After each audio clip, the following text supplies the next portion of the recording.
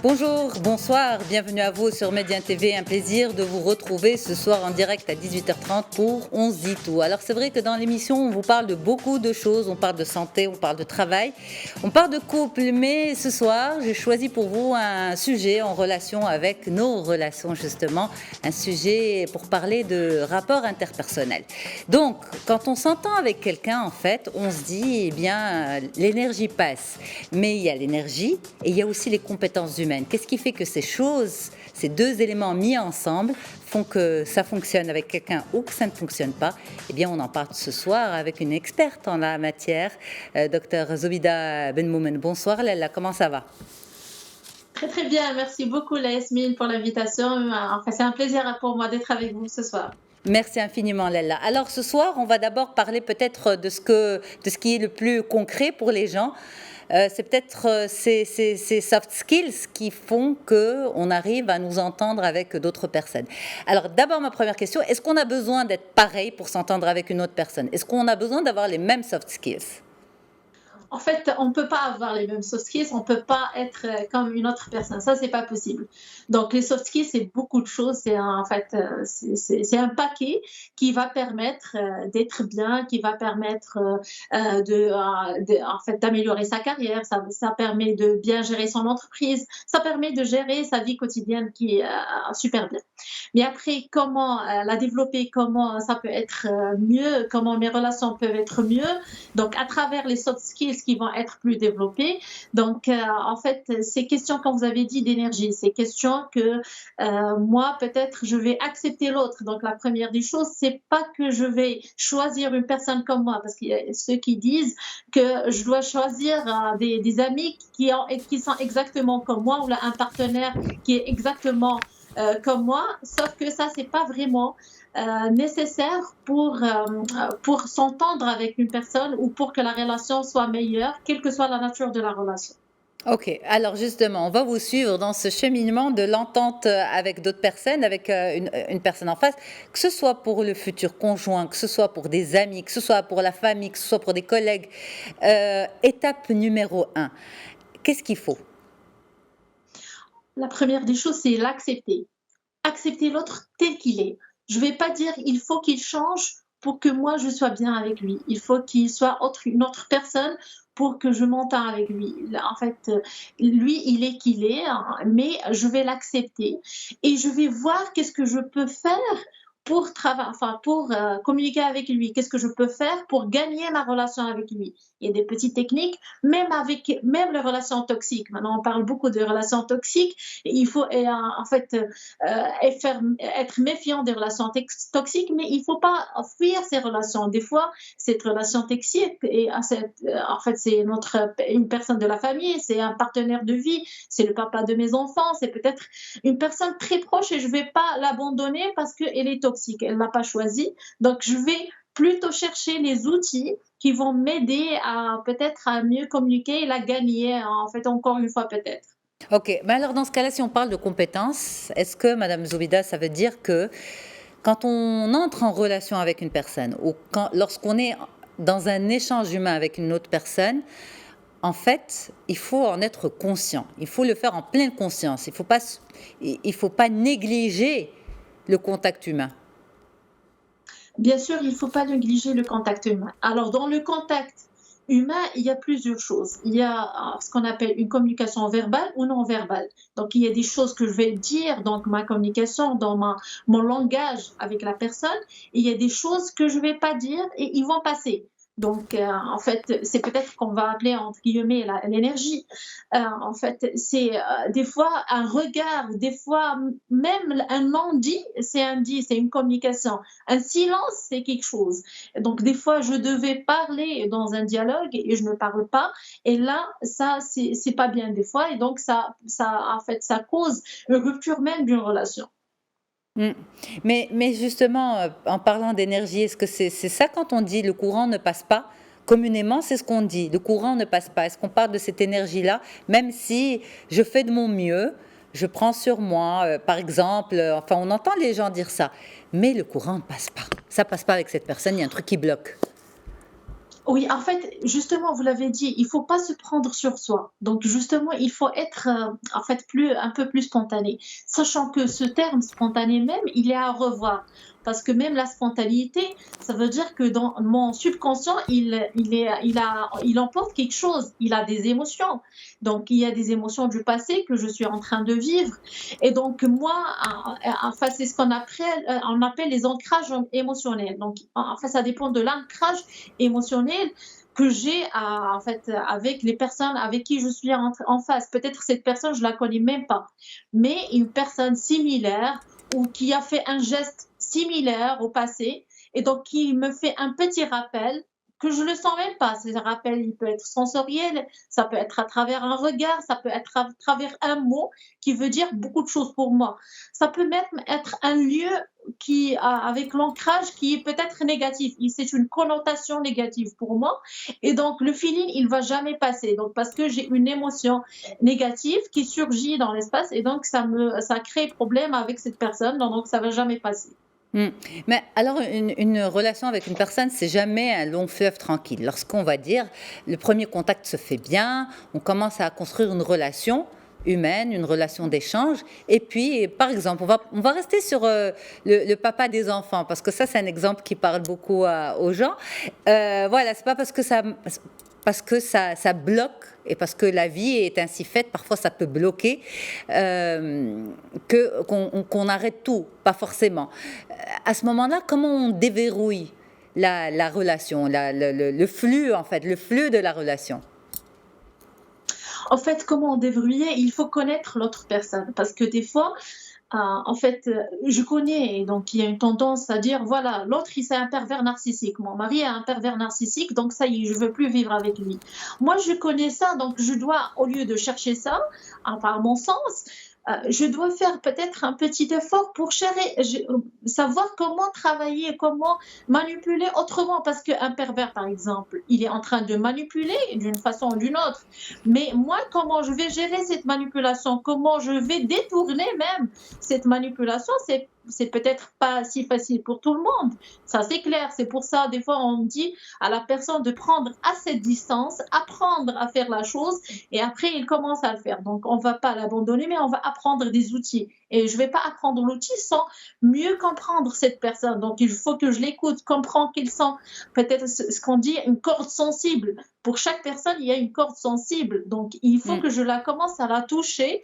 Et quand je la touche, je commence à même influencer cette personne qui m'a toujours influencée. Je commence à avoir de l'impact pour l'autre personne, même si je l'avais jamais fait. Mais donc, ça, c'est un travail, en fait.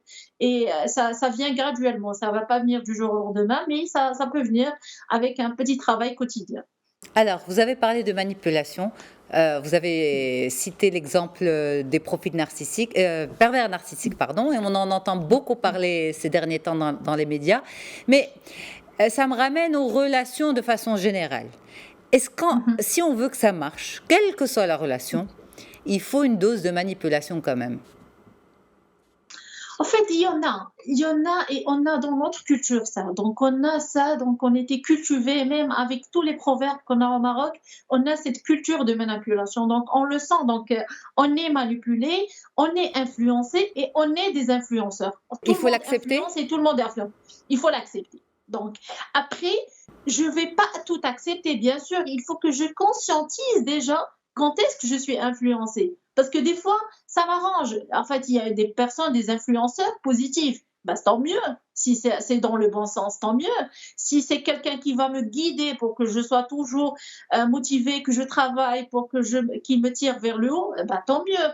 Mais si c'est un influenceur négatif, il me tire vers le bas, il faut que j'en conscientise ça et je fais attention et je commence à en fait me retirer un petit peu, me reculer jusqu'au point de dire voilà, je vais l'influencer. Au lieu de le laisser m'influencer, je vais commencer à moi l'influencer. Mais je ne vais pas le faire avant de faire le recul.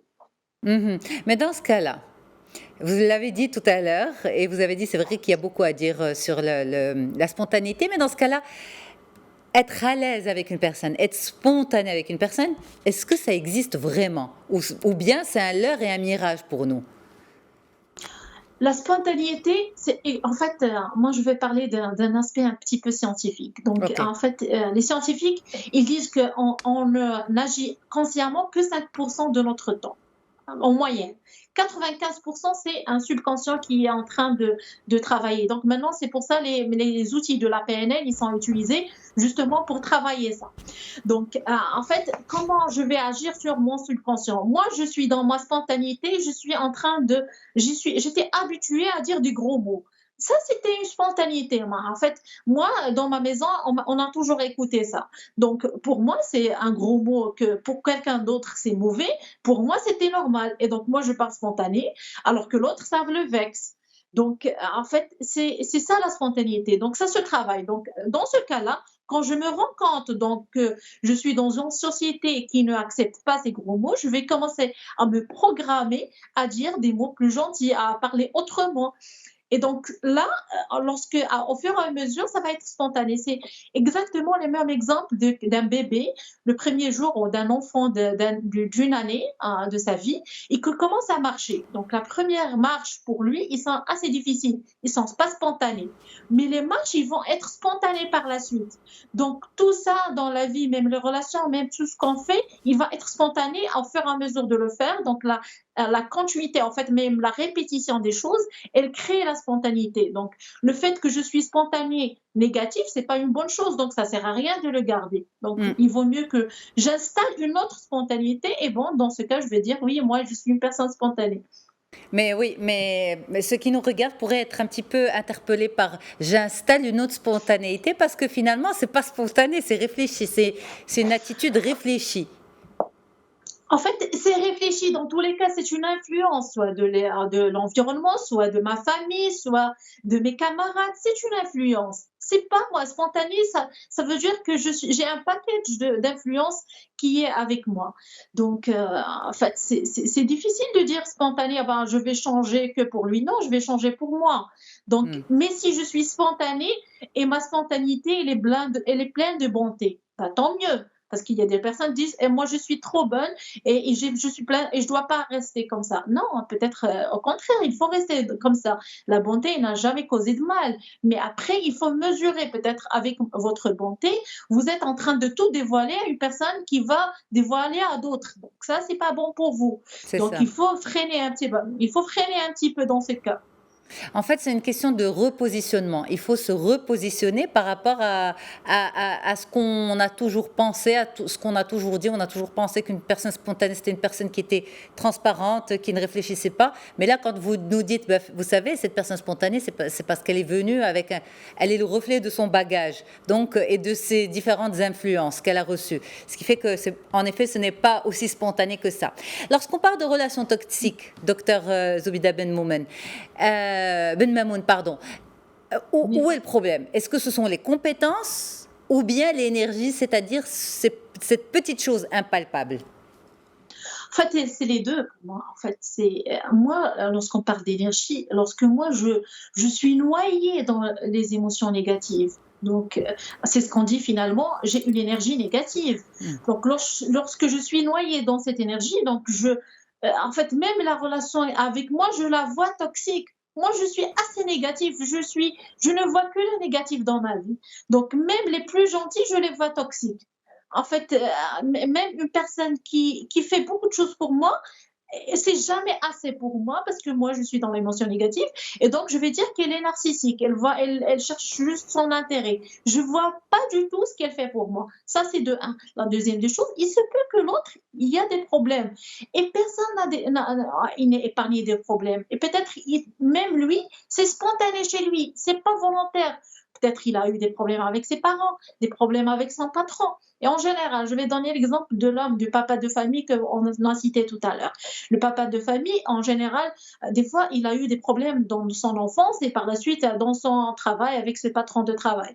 Par la suite, donc, le faible, les personnes qui sont faibles devant lui, c'est sa femme et ses enfants. Donc, il va être assez dur. Donc, il va transférer cette manipulation qu'il a toujours eue envers une autre personne. Est-ce qu'il l'a fait d'une façon volontaire? Pas nécessairement. Il l'a fait d'une façon spontanée. Donc, en fait, on va blâmer quelqu'un qui n'a pas fait quelque chose, en fait, volontairement. Ben, c'est un peu difficile. Donc, c'est pour ça, on va reculer, on va travailler autrement, parce que même si on conscientise ça chez lui, ça va être difficile à accepter. Donc, pour lui, il n'a pas de problème. Il a toujours vécu, il a passé 30 ans de sa vie ou 40 ans, ou je ne sais pas quel âge il a, de sa vie comme ça. Pour lui, c'est si naturel. Il n'a aucun problème. Mais justement, alors là, vous mettez le doigt vraiment sur un problème que beaucoup de personnes vivent. Mais à ce moment-là, qui va devoir gérer la situation? Est-ce que c'est cette épouse qui elle-même en souffre et qui nous dit qu'elle aussi, elle a les compétences et le recul nécessaires? Comme on dit, بالدارجة شكون اللي خصو يكبر عقله هنايا؟ En fait, ça dépend. Vous l'avez dit, c'est question de compétence. Est-ce que, en général, les femmes, ils ont cette patience. C'est une compétence que la majorité des femmes, ils ont en général. Mais après, c'est question de patience aussi. Donc, est-ce que ça vaut le coup? Est-ce qu'il a quand même, ce monsieur, par exemple, une part qui va, en fait, ça me permet de le pardonner quand même, de continuer ma vie avec lui. Peut-être il a des problèmes avec moi, mais ses enfants, il l'aime tellement beaucoup que je vais faire l'effort. Soit peut-être j'ai les moyens pour partir chez un spécialiste qui va m'aider sur ça, ou carrément je vais prendre le recul avec moi et voir quels sont les moyens avec lesquels je vais l'aider. Mais il faut accepter que, en fait, même ces personnalités toxiques, ils n'ont pas vraiment choisi ça. Donc, je vais l'aider, mais pas en lui disant: ah, vous savez, vous êtes un pervers narcissique. Ça ne fait qu'aggraver les choses. Donc, si je cherche à continuer ma vie avec cette personne, il faut surtout pas lui dire ça. Il faut, en fait, être plus gentil, accepter ses faiblesses. C'est une faiblesse chez lui. Mais si je décide de couper relation avec lui, donc là, dans ce cas, oui, donc je vais lui dire ce qu'il en est. Je peux plus, donc je peux plus vivre avec vous parce que vous êtes tel comme ça. Donc, mais c'est à la personne de mesurer à quel point elle peut encore rester en relation avec cette personne ou pas. En fait, on met trop de poids sur les épaules de la personne la moins atteinte, parce qu'on est tous atteints. Comme disent les spécialistes, on a tous nos faiblesses, mais on met un maximum de poids sur les épaules de la personne, comme vous avez dit, et là, par exemple, dans cet exemple-là, sur les épaules de la femme. Oui, en fait, et c'est pour ça même, on parle de relations toxiques. Nous aussi, on peut être toxique pour d'autres personnes. On ne peut pas être que positif pour toutes les personnes. Donc, c'est naturel en nous, c'est des faiblesses en nous. Donc, et le fait que je sois faible et je n'arrive pas à supporter l'autre personne, c'est aussi pas facile. Donc, c'est à la personne de voir quel est son degré de patience et quel est ton degré d'amour pour cette relation, pour la continuer ou pas. Donc, mais sans qu'elle se mette plus pour elle. Donc, si soit ça vaut le coup pour elle, elle va prendre du recul et elle va travailler sur ça, soit elle va décider, donc sans que ça soit lourd pour elle. Donc, c'est ça l'objectif. Non, l'objectif, c'est pas que ça soit lourd pour une personne et l'autre, elle s'en fout. Donc, peut-être c'est pas le cas. Docteur Zoubida Ben Mamoun, merci beaucoup d'avoir été avec nous en direct ce soir pour parler de ce sujet autour des relations humaines, des compétences et de l'énergie nécessaire pour construire justement avec les autres. Très très bonne soirée à vous, merci infiniment. Nous on reste ensemble pour la suite sur Média TV. N'oubliez pas le retour de l'information, je vais y arriver dans quelques instants. Rediffusion ce soir de cet épisode, je vais y arriver encore une fois à 22h30. Et puis allez faire un tour sur notre plateforme mediapodcast.com ou télécharger l'application Média Podcast. C'est très rapide, ça prend quelques secondes et c'est moins compliqué que quand moi je le raconte. Voilà, je vous souhaite une très très bonne soirée et rendez-vous demain pour le best-of. Au revoir.